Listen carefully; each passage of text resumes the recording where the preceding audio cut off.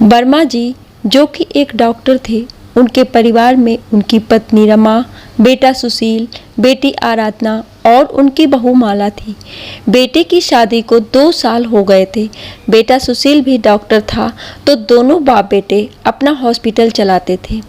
वह दोनों अधिकतर समय बाहर ही रहते थे, तो उन्हें पता ही नहीं था कि घर में उनके पीछे क्या होता है।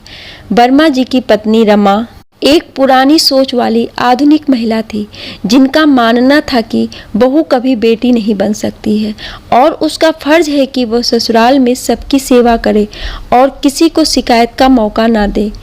तो वह और उनकी बेटी जब तक डॉक्टर साहब घर में रहते, तब तक बहू के साथ मिलजुल कर काम करती और उन दोनों के जाते ही माँ बेटी असली रंग में आ जाती और फिर बेचारी बहू माला पर जो हुक्म चलाया जाता वो तभी खत्म होता जब तक कि दोनों पिता पुत्र घर वापस नहीं आ जाते, और फिर वही सब होता जो सुबह के समय दोनों करती थी।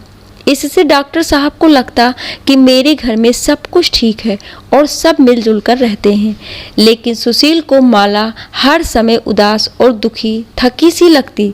जब वह पूछता तो वो कह देती कुछ नहीं, मैं ठीक हूँ, जबकि सच तो ये था कि उसे आराम करने तक की फुर्सत नहीं थी। अगर घर में कोई काम नहीं होता तो उसे फालतू के काम बताए जाते थे। खैर, धीरे धीरे समय गुजरता गया और डॉक्टर साहब ने बेटी आराधना के लिए लड़का देखना शुरू किया। रमा ने कई रिश्ते इसलिए मना कर दिए क्योंकि परिवार बड़ा था। आखिर एक परिवार रमा को अच्छा लगा, जिसमें एक लड़का अमन और एक बेटी राधा, जिसकी शादी हो गई थी, और अमन के माता पिता, बस यही परिवार था। अमन एक सरकारी पद पर था और उसका ट्रांसफ़र होता रहता था। रमा ने सोचा कि बेटी अकेले रहेगी और राज करेगी, ज़्यादा काम भी नहीं करना पड़ेगा। यही सब सोचकर रमा और आराधना ने शादी के लिए हाँ कर दी। ठीक समय पर अमन के परिवार वाले आराधना को देखने आए। रमा तो उनके सामने अपनी बेटी की तारीफों के पुल बांध रही थी कि देखिए, मेरी बेटी ने ये सब कढ़ाई की है, ये घर जो सजाया गया है वो आराधना ने ही किया है, और जो स्नैक्स और गुलाब जामुन भी उसी ने बनाए हैं। ये सब सुनकर अमन की मम्मी को लगा कि वाकई लड़की बहुत होशियार है, लेकिन सच तो ये था कि सब कुछ माला ने किया था। खैर, अमन के परिवार वालों ने रिश्ते के लिए हाँ कर दी और आराधना को अंगूठी पहनाकर सगाई की रस्म भी करके वो लोग चले गए और कहा कि पंडित जी से पूछकर शादी की तारीख बता देंगे।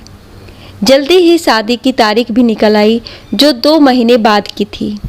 अब आराधना को थोड़ी चिंता होने लगी कि शादी के बाद क्या होगा, क्योंकि उसे तो कुछ भी नहीं आता था सिवाय चाय बनाने के। अब वह माला से बोली कि भाभी, आप मुझे किचन का काम सिखा दो। तभी रमा वहाँ आई और बोली, बेटा तू क्यों परेशान होती है? तू तो घर के काम करने के लिए नहीं, राज करने के लिए बनी है। ये सब काम तुझे सीखने की ज़रूरत नहीं। आराधना बोली कि अगर मेरी सास ने मुझे काम करने को बोला तो मैं क्या करूँगी? तब रमा बोली कि तुझे खीर और हलवा तो बनाना आता है? आराधना बोली कि हाँ, तो बस ठीक है, अपनी पहली रसोई में तू यही चीज़ें बना देना, फिर तो तू अमन के साथ दूसरे शहर रहेगी, तब अपनी मर्जी चलाना और अपने पति को काबू में रखना। अब तो रमा जब देखो तब आराधना को किस तरह अमन को अपने बस में रखना है, कैसे उससे अपनी जिद मनवानी है, जैसी बातें सिखाती रहती। माला ये सब सुनती तो उसे बड़ा दुख होता कि ये तो आराधना का घर बसने से पहले ही तुड़वा रही हैं, पर वह कर भी क्या सकती थी, इसलिए चुप रही। जल्दी ही आराधना की शादी का दिन भी आ गया और वह दुल्हन बनकर अपने ससुराल पहुंची। वहां उसका खूब स्वागत हुआ और सबने सराखों पर बिठाया। ये देखकर आराधना को लगने लगा कि मम्मी सही कहती थी। सभी रस्मों के बाद जब आराधना को उसकी ननद उसके कमरे में छोड़ने गई तो उसने देखा कि कमरा सजा हुआ था। अभी वो कमरे की सजावट देख रही थी कि तभी कमरे में अमन आ गया और दरवाज़ा बंद करने लगा। आराधना उसे देखकर शर्मा गई। तभी अमन उसके करीब आया और बोला कि आराधना, मैं अपने परिवार से बहुत प्यार करता हूँ और उनका आदर करता हूँ। इसलिए मैं चाहता हूँ कि तुम भी मेरे परिवार वालों को दिल से अपनाओ और उनके दिलों में जगह बनाओ। आराधना बोली, मैं कोशिश करूँगी, आपको कभी शिकायत का मौका नहीं मिलेगा। ये सुनकर अमन बहुत खुश हुआ और जब आराधना की आंख खुली तो सुबह के 5 बजे थे। वो मम्मी की बात याद करके जल्दी से उठी और नहाकर तैयार होकर नीचे अपनी सास माँ के पास गई और उनके पैर छुए। अमन की मम्मी जी ने उसे आशीर्वाद दिया और कहा कि बहू, आज तुम्हारी पहली रसोई है तो तुमको सबके लिए खाना बनाना है। आराधना चौंक गई पर खुद को संभाल कर बोली, मम्मी जी आप बता दीजिए खाने में क्या क्या बनेगा तो मैं तैयारी कर लेती हूँ। मम्मी जी बोली, छोले तो रात में भिगो दिए थे, तुम ऐसा करो कि छोले, पुलाव, कचौरी, मिक्स सब्जी, बूंदी का रायता, सलाद और खीर बना लेना। आराधना बोली, ठीक है मम्मी जी। थोड़ी देर बाद ननद आई और बोली कि भाभी, मम्मी ने कहा है कि मैं आपकी मदद कर दूं और ये बात बता दूं कि कौन सा सामान कहाँ है। आराधना बोली, आप बस सामान बता दीजिए, बाकी सब मैं कर लूँगी। ननद का सब बताकर चली गई। अब आराधना को इस समय कुछ नहीं सूझता तो उसने झट से रमा को फ़ोन कर दिया और बोली कि मम्मी, आपने तो कहा था कि मुझे खीर या हलवा बनाने के लिए कहा जाएगा, पर यहाँ तो मुझे 15 लोगों का खाना, वो भी छोले, पुलाव, कचौरी, खीर, रायता, सलाद सब कुछ बनाना है। अब मैं क्या करूँ? मुझे तो बस खीर, सलाद, कचौरी बनाना आता है। अब मैं क्या करूँ? तब रमा बोली कि तुम बाकी चीज़ें किसी होटल से ऑर्डर कर लो। आराधना बोली, वाह मम्मी, क्या आइडिया दिया है। मैं अभी छोले, पुलाव और रायता ऑर्डर कर देती हूँ और डिलीवरी वाले को कह दूँगी कि वो पीछे के दरवाजे से आए। इतना कहकर आराधना जल्दी से ऑर्डर करने लगी तो उधर से जवाब आया कि आपका ऑर्डर आधे घंटे में पहुँच जाएगा। अब आराधना ने गैस ऑन करके एक पर छोले चढ़ाए और दूसरे पर दूध रखकर खीर बनाने लगी और साथ ही कचौरी का आटा भी गूंथने लगी। जब कुकर में 5 सीटी आ गई तो वो गैस बंद करके सलाद काटने लगी और फिर कचौरी के लिए लोई भी बना ली। इधर खीर भी बन गई और आराधना ने उसमें बादाम, काजू, इलायची, सूखा नारियल डालकर गैस बंद कर दिया। तभी उसका फ़ोन बजा और डिलीवरी वाले ने कहा कि मैडम, आपका ऑर्डर कहाँ देना है? मैं घर के पीछे खड़ा हूँ। तो आराधना ने किचन की खिड़की खोलकर देखा तो उसे डिलीवरी वाला दिखाई दिया। उसने फ़ोन पर कहा कि तुम्हारे ठीक सामने वाले घर की खिड़की खुली है, उसी में तुम्हें ऑर्डर पहुँचाना है। डिलीवरी वाले ने आराधना को ऑर्डर देकर उसके पैसे लिए और चला गया। इधर आराधना ने जल्दी से पैकेट खोलकर सारा खाना बड़े बर्तनों में पलटकर इस तरह कर दिया मानो कि सब कुछ पककर तैयार हो गया है। अब आराधना ने सारे पैकेट को एक पॉलीथीन में रखकर किचन में ही छिपा दिया और कचौरी तलने की तैयारी शुरू कर दी। जब आराधना कचौरी बनाने की तैयारी कर रही थी तभी मम्मी जी और राधा किचन में आई और देखा कि सारा खाना तैयार है और कचौरी बिली हुई लगी है। तो उन्होंने राधा से कहा कि चलो बेटी, तुम खाना टेबल पर लगवाओ और सबको खाने के लिए बोलो और बेटा तुम कचौरी तलना शुरू करो। जल्दी ही सब लोग खाना खाने बैठ गए और खाने लगे। सब आराधना की तारीफ कर रहे थे, नई बहू को नेक दिया और साथ ही आशीर्वाद दिया। आराधना अपनी चतुराई पर बहुत खुश थी। अपने कमरे में जाकर उसने रमा को फ़ोन करके सारे दिन की घटना की जानकारी दी। आराधना की शादी को 1 महीना हो गया था और सभी मेहमान भी चले गए थे। आराधना सुबह उठकर सबके लिए चाय बनाती और नाश्ता भी बना लेती। फिर उसके बाद वो कोई ऐसा काम लेकर बैठ जाती कि उसकी मम्मी जी को ही दोपहर और रात का खाना बनाना पड़ता। कभी वो पेट दर्द का या फिर बुखार का बहाना बनाकर अपने कमरे में लेटी रहती और मम्मी जी पहले की तरह घर का काम करती रहती। लेकिन उन्होंने आराधना पर कभी कोई सख्ती नहीं की। वह तो उसे अपनी बेटी ही मानती थी और उसकी खुशी का ध्यान भी रखती। हालांकि उन्हें धीरे धीरे समझ आ रहा था कि आराधना को वो जब भी खाना बनाने के लिए कहती तो वो थोड़ा परेशान हो जाती और बाकी काम भी बस जैसे तैसे ख़त्म करके अपने कमरे में चली जाती। जबकि अमन की मम्मी जी चाहती थी कि आराधना उनके पास बैठे और उनसे बातें करे, लेकिन वो अपने कमरे में लेटी अपने मायके रमा से बात करती रहती। मम्मी जी को समझ नहीं आ रहा था कि वो हर समय फ़ोन पर इतनी बात किससे करती है। एक दिन जब वह आराधना के कमरे के सामने से गुजर रही थी कि उन्होंने सुना कि आराधना अपनी मम्मी रमा से कह रही थी कि मम्मी जी, जैसा आपने कहा था मैंने वैसा ही किया। मैंने अमन से कहा था कि वो अपना ट्रांसफ़र किसी दूसरे शहर में करवा ले, पर वो नहीं माने और बोले कि अगर हम चले गए तो मम्मी पापा अकेले रह जाएंगे। और इसके बाद मैंने भी अपना व्यवहार मम्मी जी के लिए रूखा कर लिया। पर वो तो बहुत अच्छी हैं, मेरी किसी भी गलती या बात का बुरा नहीं मानती और अमन से या पापा जी से मेरी शिकायत भी नहीं करती, जैसे कि आप भाभी की करती हो भैया से। फिर भी मैं जब तक अमन और पापा जी घर में रहते हैं तब तक काम करती हूँ और उसके बाद सब कुछ वैसे ही छोड़कर सीधे अपने कमरे में आ जाती हूँ। हाँ हाँ मम्मी, मैं उनके पास नहीं बैठती और ना ही बात करती हूँ। वो अकेले ही सारा घर संभालती हैं। मैं बस अमन के वापस लौटने से थोड़ी देर पहले ही नीचे जाकर काम करने का और थकान का नाटक करती हूँ, ताकि अमन को लगे कि मैं ही घर का सारा काम करती हूँ। ये सुनकर मम्मी जी के समझ में आ गया और वो जान गई कि आराधना ये सब अपनी मम्मी के कहे में आकर कर रही है, लेकिन उन्होंने किसी से कुछ नहीं कहा और सब काम पहले की ही भांति करती रही। लेकिन वह मन ही मन बहुत दुखी थी कि अमन का घर कहीं उसकी सास रमा की वजह से न टूट जाए। उन्हें लगता था कि आराधना अच्छी लड़की है, बस उसे सही दिशा दिखाने की ज़रूरत है, पर कैसे, इसका जवाब उनके पास नहीं था। धीरे धीरे अमन की शादी को 1 साल हो गया और आराधना चाहती थी कि उसकी शादी की सालगिरह की पार्टी हो और उसके मायके वालों को भी बुलाया जाए। अमन ने अपने मम्मी पापा से बात की तो उन्होंने कहा कि इसमें पूछने वाली क्या बात है, हम तो वैसे भी तुम दोनों को सरप्राइज पार्टी देने वाले थे और तुम्हारी मम्मी ने तो सब कुछ इंतज़ाम पहले ही कर लिया था। ये देखो, इनविटेशन कार्ड, गेस्ट की लिस्ट, खाने का मेनू और सजावट की बुकिंग भी कर दी है। अब तुम आराधना को ये खाने का मेनू और मेहमानों की लिस्ट दिखा दो, उसे कुछ चेंज करना या जोड़ना हो तो वो कर देगी, फिर हम इसे फाइनल करके भेज देंगे। आराधना को इन सब की कोई आशा नहीं थी कि मम्मी जी पापा जी खुद इस पार्टी को ऑर्गेनाइज करेंगे।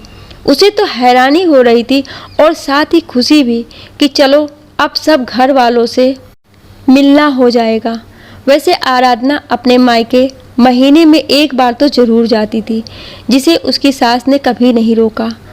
अमन की मम्मी जी भी उसके घर वालों से मिलने के लिए उत्सुक थी, इसलिए उन्होंने इस मौके को हाथ से जाने नहीं दिया और पार्टी की तैयारी कर ली। पार्टी वाले दिन आराधना ने अपने परिवार वालों को सुबह से ही आने के लिए कह दिया था, तो रमा अपने परिवार के साथ सुबह 10 बजे तक आ गई। अमन की मम्मी जी ने कुछ नहीं कहा और वह किचन में सबके लिए चाय नाश्ता बनाने चली गई।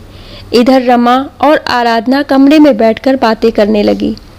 अमन, उसके पापा, आराधना के भैया और पापा बैठकर आपस में बात कर रहे थे।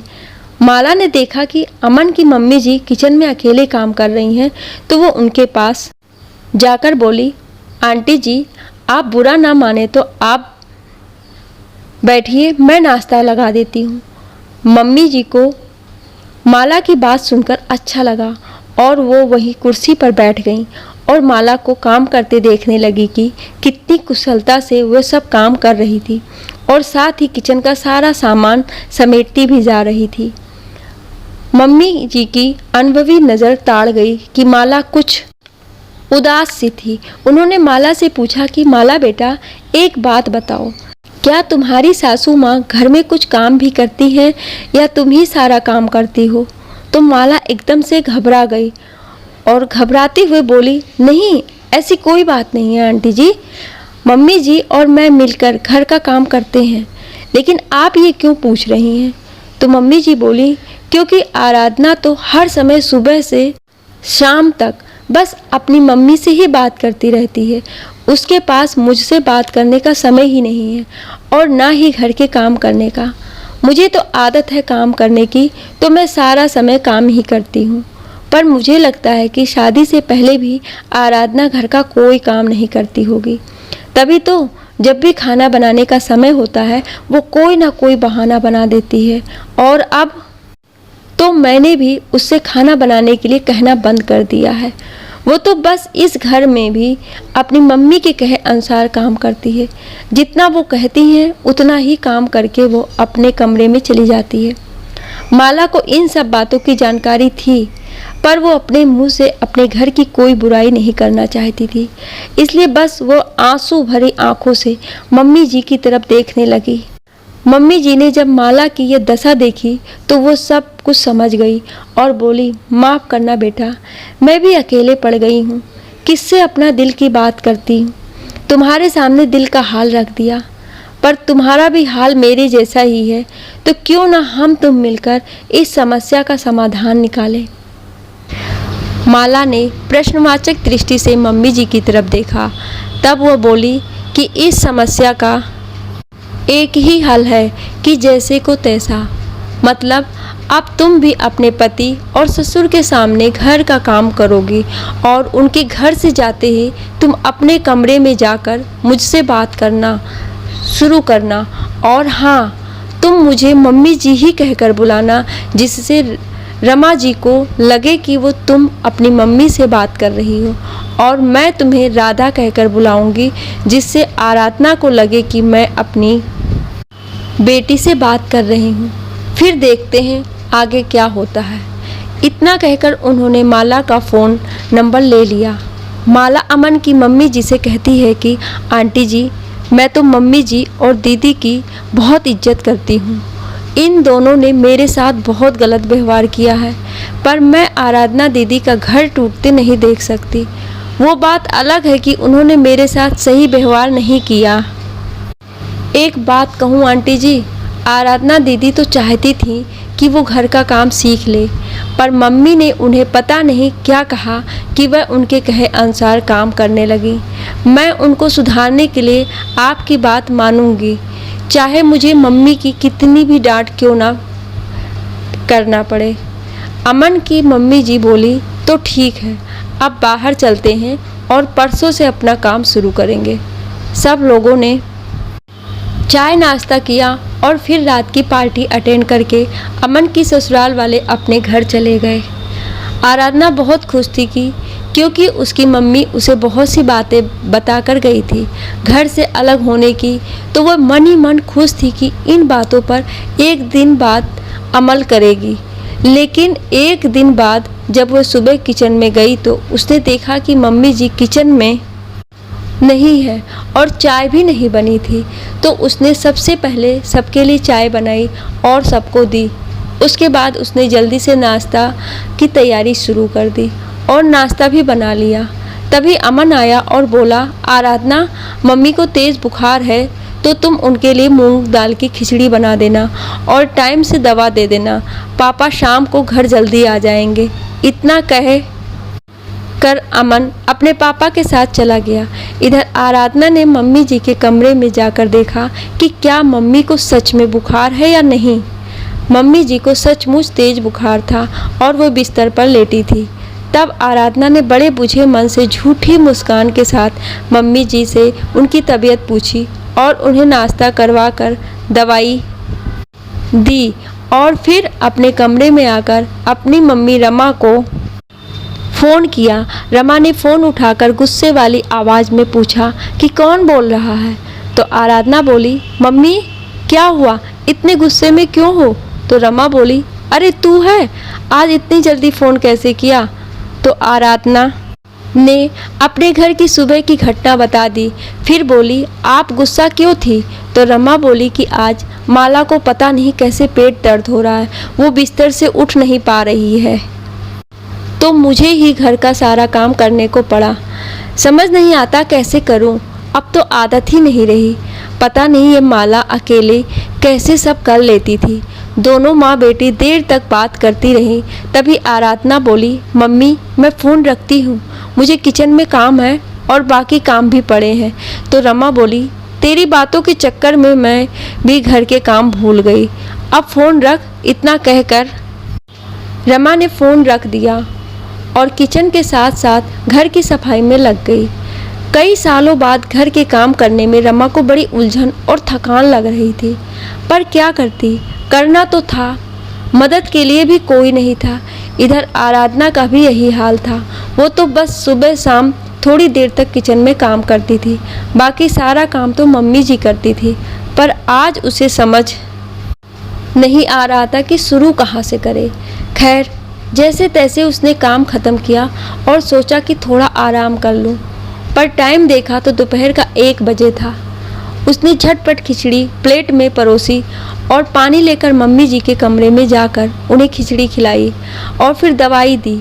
उसके बाद उनका हाल चाल पूछकर वह किचन में गई। उसे भूख लगी थी तो उसने खाना तो बनाया नहीं था, इसलिए बची खिचड़ी अचार के साथ खा ली और आराम करने अपने कमरे में गई। सोचा कि आराम करूंगी, पर जैसे ही लेटी तो अमन का फ़ोन आ गया। उसने मम्मी जी के बारे में पूछा और बोला कि पापा 4-5 बजे तक घर पहुंच जाएंगे। ये सुनकर आराधना ने घड़ी देखी तो 2 बजे थे। उसने थोड़ा आराम किया और फिर लेटे लेटे शाम के काम की प्लानिंग करने लगी।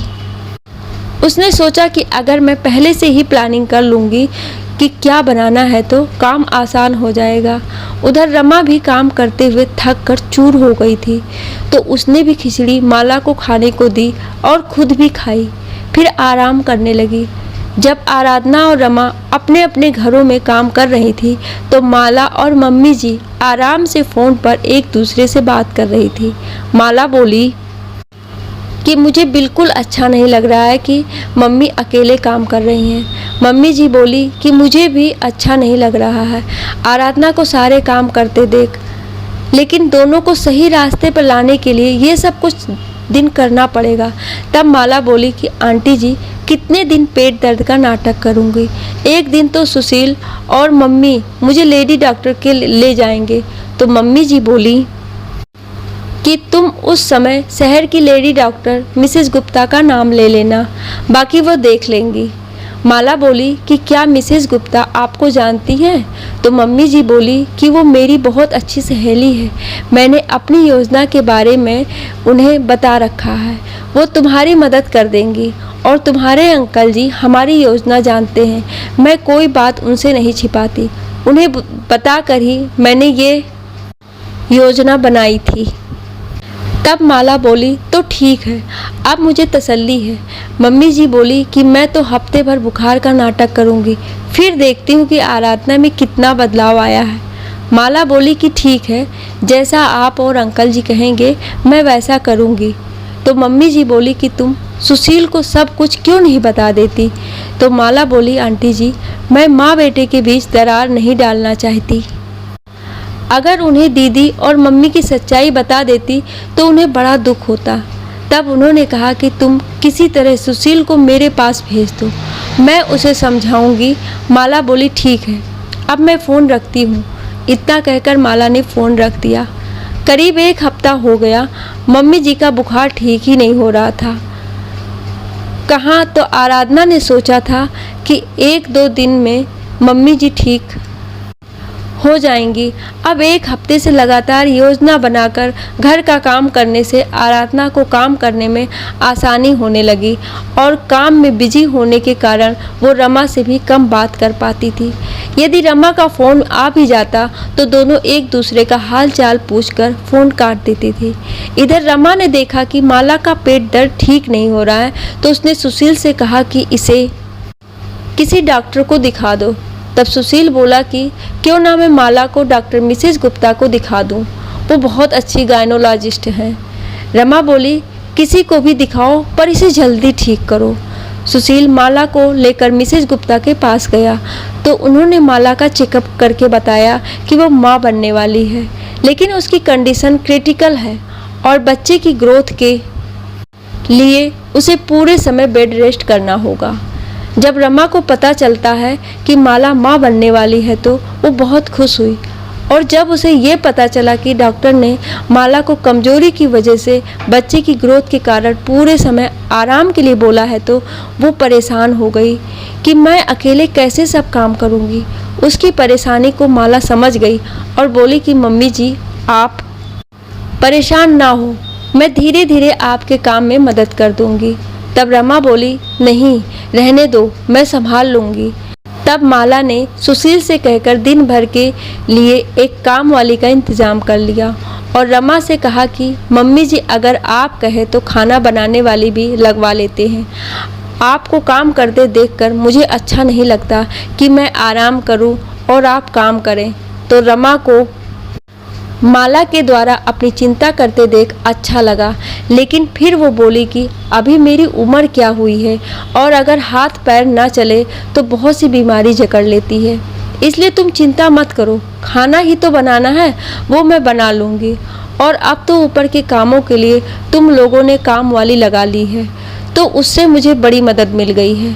रमा अपने कमरे में आकर बेड पर बैठ गई और सोचने लगी कि देखो, एक ये है जो शादी करके हमारे परिवार को अपना समझकर अपना मानती है, और एक मैं हूँ जिसने इस पर ना जाने कितने जुल्म किए, लेकिन इसने कभी पलटकर जवाब तक नहीं दिया और सब कुछ सहती रही। कभी मेरी शिकायत सुशील से नहीं की। अगर ये चाहती तो सुशील से कहकर अलग हो सकती थी, पर इसने ऐसा नहीं किया। और उधर मेरी बेटी आराधना है जो सुशील की शादी से पहले मेरे घर के किसी काम में मदद नहीं करती थी, और एक बार जब मैं बीमार पड़ी तो कैसे रो रो कर एक समय का खाना बनाया था।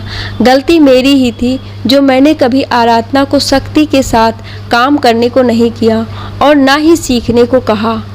जब वह खुद माला से खाना बनाना सिखाने के लिए कह रही थी तो मैंने ही उसे मना किया। वह तो थोड़ा बहुत काम चलाऊ खाना बनाना जानती है, वरना उसे आता ही क्या है। पता नहीं उसकी सास ने उसके साथ 1 साल कैसे गुजारा होगा। रमा को अब अपनी गलती का एहसास हो रहा था कि मैंने आराधना को ससुराल में एडजस्ट होने के बजाय, अलग होने और सबका दिल जीतने के बजाय सबको दुखी, खासकर सास को करने की सलाह देती रही। आज माला के इस व्यवहार ने मेरी आंखें खोल दी है। अब मैं अपनी बेटी को कभी गलत सलाह देकर उसका घर टूटने नहीं दूंगी। थोड़ी देर आराम करने के बाद रमा माला के कमरे में गई और बड़े प्यार से उससे पूछा, बेटा, अगर तुम्हारा कुछ भी खाने का जब भी मन करे तो कहना, हिचकिचाना नहीं। और हाँ, मैं आज ही तुम्हारे लिए मेवे वाली नमकीन और लड्डू बनाती हूँ। मेरी सास ने मुझे खिलाए थे जब सुशील होने वाला था। माला ये सुनकर हैरान रह गई कि मम्मी जी के व्यवहार को क्या हो गया। तभी रमा बोली, मुझे माफ़ करना बेटा, मैंने अपने रिश्तेदारों और पड़ोसियों के कहने में आकर तुम्हारे साथ गलत व्यवहार किया, और आराधना भी मेरे व्यवहार का अनुसरण करती रही और मैं उसे बढ़ावा देती रही। मैंने ये नहीं सोचा कि कल को वो पराए घर जाएगी तो उसे भी मेरी जैसी सास मिल सकती है और उसका बसा बसाया घर उसकी खुद की गलती से टूट सकता है। अब मुझे बड़ा पछतावा हो रहा है कि मैं क्यों आराधना के ससुराल में छोटी छोटी बातों में दखल देती रही और उसके घर में दखल देती रही, जबकि मुझे ये नहीं करना चाहिए था। बल्कि अगर आराधना मुझसे अपने ससुराल की समस्या मुझे कहती तो मुझे उसे घर में एडजस्ट करने के लिए कहना चाहिए था, मगर मैंने ऐसा नहीं किया। माला रमा को प्रायश्चित करते देख समझ गई कि मम्मी को अपनी गलती समझ आ गई है और अब ये बदल भी गई है, तो मुझे इन्हें अपनी योजना बता देना चाहिए। मगर फिर माला ने सोचा कि पहले आंटी जी से सलाह ले लेती हूँ। तब माला बोली कि मम्मी जी, मुझे पकौड़ा और चाय पीने का मन है। तो रमा एकदम चहक कर बोली, देखो तो सही, मैं तुमसे कहने आई थी और अपनी बातों में लग गई। अच्छा ठीक है, मैं अभी बनाकर लाती हूँ। इतना कहकर रमा किचन में चली गई। इधर माला ने फौरन आंटी जी को फ़ोन किया और पिछले 2 दिन की सारी बातें बता दी। तब आराधना की सास बोली कि माला, पहली बात कि तुम माँ नहीं बनने वाली हो। मैंने ही डॉक्टर सहेली को कहा था कि जब माला आए तो उसे यही बता देना। तब माला बोली कि लेकिन आंटी जी, वो चेकअप तो उन्होंने कहा कि वो सुशील को दिखाने के लिए किया था। लेकिन माला परेशान होकर बोली कि आंटी जी, मैंने जब खुद अपना प्रेगनेंसी टेस्ट किया था, जब आपके यहाँ पार्टी में आई थी, उससे 2 दिन पहले तो वो टेस्ट पॉजिटिव था और मैं सुशील को ये खुशखबरी सुनाना चाहती थी। लेकिन हम सब पार्टी में आपके घर गए और फिर वहाँ आपने अपनी योजना बताई तो मैं इन सब के कारण सुशील को बताना भूल गई थी। ये सुनकर आराधना की सास बोली कि तुम एक बार फिर से टेस्ट करो तो। माला बोली कि जब मैं डॉक्टर के यहाँ से आई थी तो घर आकर मैंने टेस्ट किया तो वो भी पॉजिटिव आया। तो आंटी जी एकदम से खुश हो गई और बोली ये तो बड़ी अच्छी खबर है। लेकिन माला, एक बात तो है कि तुम्हारी सास को अब अपनी गलती का पछतावा सच में हो रहा है। मुझे लगता है कि हमें अब अपनी योजना ख़त्म कर देनी चाहिए। तो माला बोली कि आंटी जी, मम्मी तो अपनी गलती समझ गई हैं और उनका व्यवहार भी बदल गया है, लेकिन अभी दीदी को बदलना ज़रूरी है। तब आराधना की सास बोली, अरे मैं तो ये भूल ही गई कि मुझे आराधना को सही रास्ते पर लाना है। अच्छा, तुम अपना ख्याल रखना और एक बार फिर से मेरी डॉक्टर सहेली के पास चले जाना। मैं उसे फ़ोन कर सब बात बता दूंगी और वो तुम्हारा ठीक से चेकअप करेगी। माला बोली ठीक है, पर आप मुझसे फ़ोन पर बात ज़रूर करना। इतना कहकर माला ने फ़ोन रख दिया। उसने सोचा कि जिस दिन आराधना दीदी का व्यवहार ठीक हो जाएगा, वह दिन मेरे लिए सबसे बड़ा दिन होगा और मैं इस योजना के बारे में किसी को नहीं बताऊंगी। तब तक रमा पकौड़ा और चाय ले आई, साथ में खट्टी मीठी 2 तरह की चटनी थी। तब माला और रमा ने पहली बार एक साथ बैठकर चाय पी और पकौड़ा खाई। उधर आराधना को घर के काम करते हुए 1 हफ्ता हो गया था और इस बीच उसने रमा को जब भी फ़ोन किया, दोनों ने एक दूसरे का हाल चाल पूछकर फ़ोन रख दिया। अब आराधना को भी सारे समय खाली बैठना अच्छा नहीं लगता था। उसने अब प्लानिंग बनाकर काम करना सीख लिया था और इस वजह से वह घर का सारा काम बड़ी सरलता से पूरा कर लेती थी और अब उसके पास आराम करने के लिए काफ़ी समय बच जाता था। लेकिन अब उसे ज़्यादा आराम भी अच्छा नहीं लगता था, तो वो मम्मी जी के पास जाकर बैठ जाती और उनसे उनकी तबीयत पूछती या फिर उन्हीं के साथ बैठकर टीवी देखती। ये देखकर मम्मी जी को भी लगने लगा कि आराधना भी सही रास्ते पर धीरे धीरे आ रही है। एक दिन आराधना बोली, मम्मी जी मुझे माफ़ कर दीजिए। मम्मी जी बोली, किस लिए?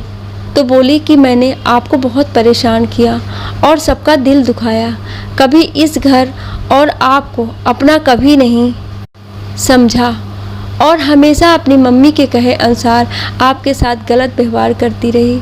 लेकिन आपने सब कुछ जानते हुए भी कभी मेरी शिकायत अमन या पापा जी से नहीं की और ना ही मेरे मायके वालों को कभी अपशब्द बोले, बल्कि जब वो लोग पार्टी में आए थे तो उनकी खातिरदारी मुझे करनी चाहिए थी।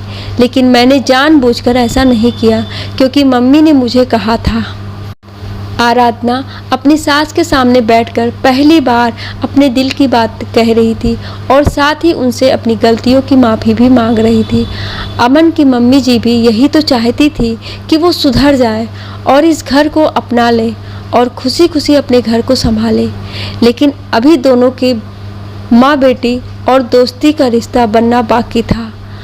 इसलिए अमन की मम्मी जी ने आराधना को समझाया कि देखो बेटी, मैंने तो तुम्हें जब पहली बार देखा था और अपने बेटे के लिए पसंद किया था, तभी से अपनी बेटी मान लिया था और एक माँ अपनी बेटी से कभी नाराज़ नहीं होती और गलती होने पर उसे समझाती है।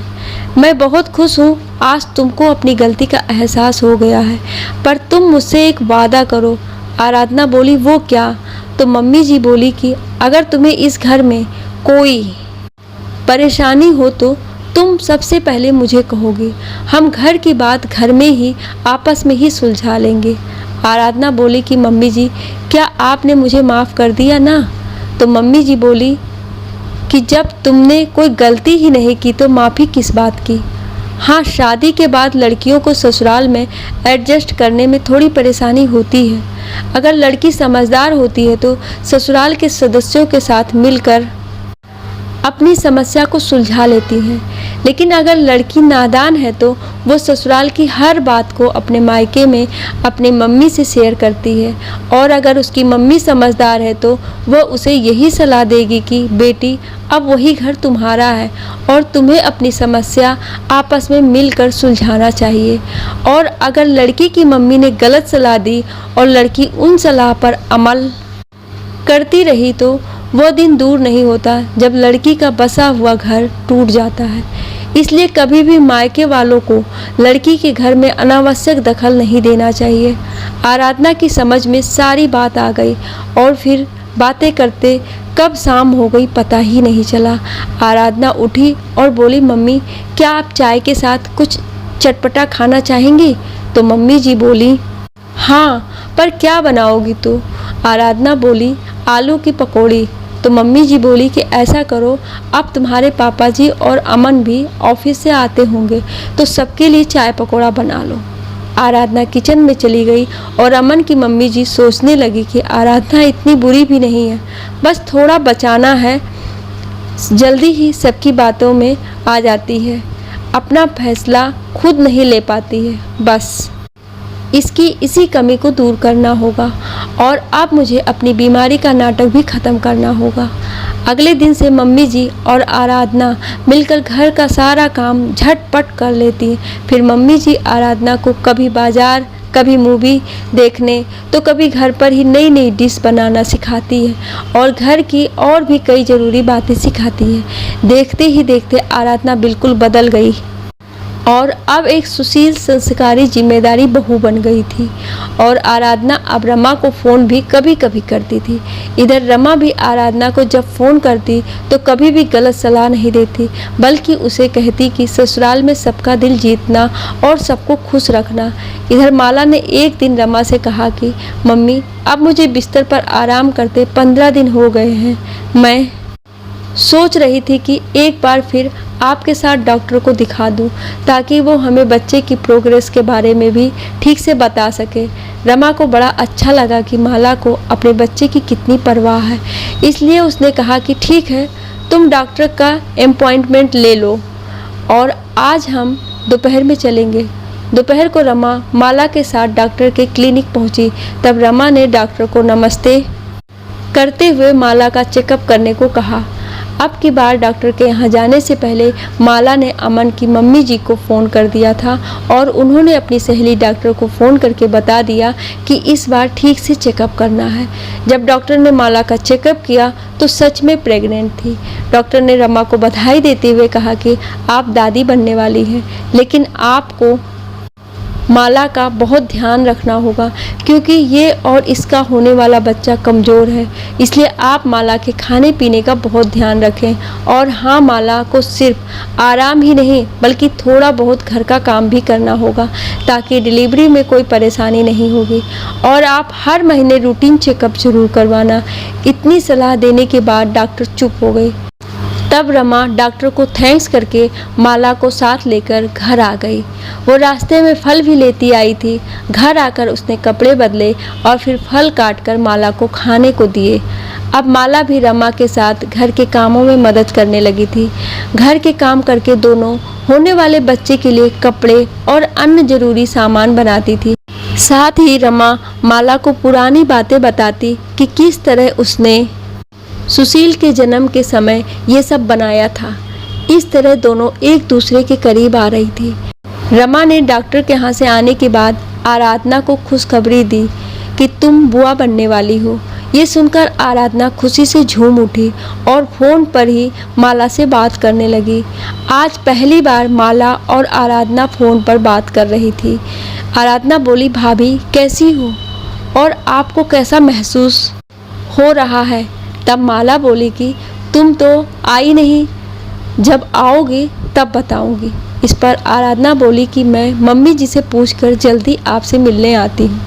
जब आराधना ने अपनी सास को ये बात बताई तो सास बहुत खुश हुई और वह आराधना के उत्साह को देखते हुए बोली कि बेटी, तुम्हारे घर इतनी बड़ी खुशी आने वाली है तो तुम आज शाम को ही अमन के साथ अपने मायके चली जाओ।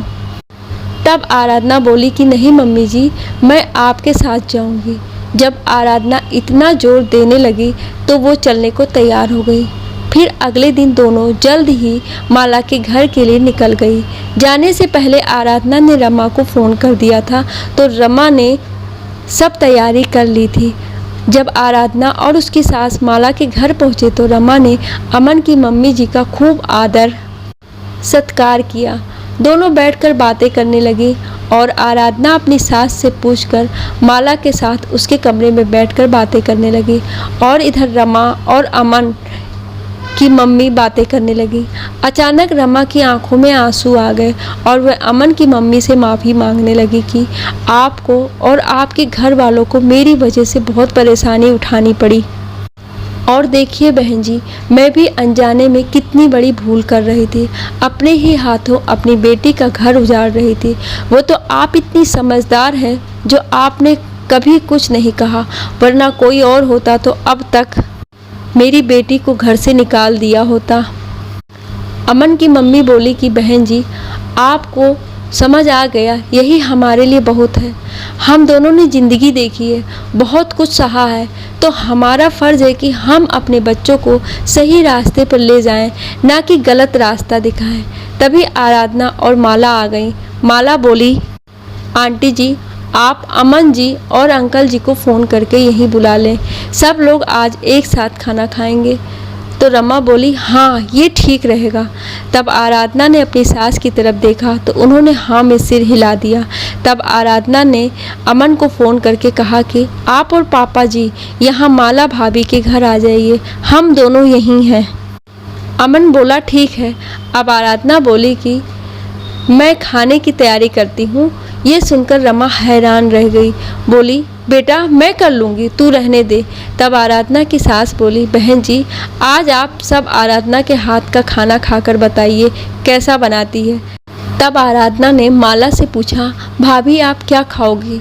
तो माला बोली, जो आप बनाओगी वो खा लूँगी। तब आराधना ने जाकर रात के खाने का इंतज़ाम किया। उसने मटर पनीर, पुलाव, दम आलू, कचौरी, दही बड़े और खीर बनाई और शाम की चाय के लिए उसने फ्रेंच फ्राइज बनाए। जब घर में सब लोग आ गए तो आराधना ने चाय नाश्ता लगा दिया और सब चाय पीने लगे। फिर बातें करते हुए 8 बज गए तो आराधना ने कहा कि सब लोग खाना खाने आइएगा। तो रमा बोली कि चल मैं खाना लगाने में तेरी मदद करती हूँ। और फिर आराधना ने कचौड़ी तलनी शुरू की और रमा सबके लिए खाना लगाने लगी। जब सबने खाना खाया तो बोली, भाई वाह, खाना बड़ा स्वादिष्ट है, माला बहुत अच्छा खाना बनाया है। तब माला बोली कि माफ़ कीजिए, आज खाना मैंने नहीं, आराधना दीदी ने बनाया है। ये सुनकर सुशील और उसके पापा को बड़ी हैरानी हुई। तो अमन के पापा बोले, भाई साहब हैरान मत होइए, आराधना वाकई बहुत अच्छा खाना बनाती है। इसी हंसी खुशी के माहौल में सबने खाना खाया और अमन अपने परिवार के साथ अपने घर वापस आ गया। कुछ समय बाद माला ने एक प्यारी सी बेटी को जन्म दिया।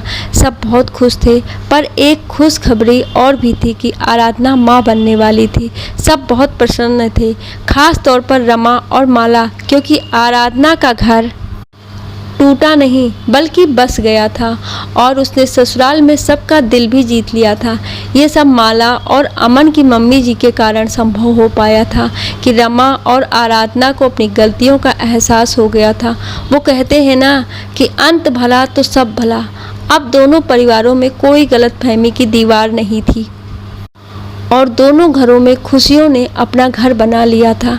ये कहानी आपको कैसी लगी, आप मुझे अपनी राय कमेंट बॉक्स में ज़रूर दीजिएगा और ऐसी ही कहानियाँ सुनने के लिए हमें सब्सक्राइब ज़रूर करें। Thank you.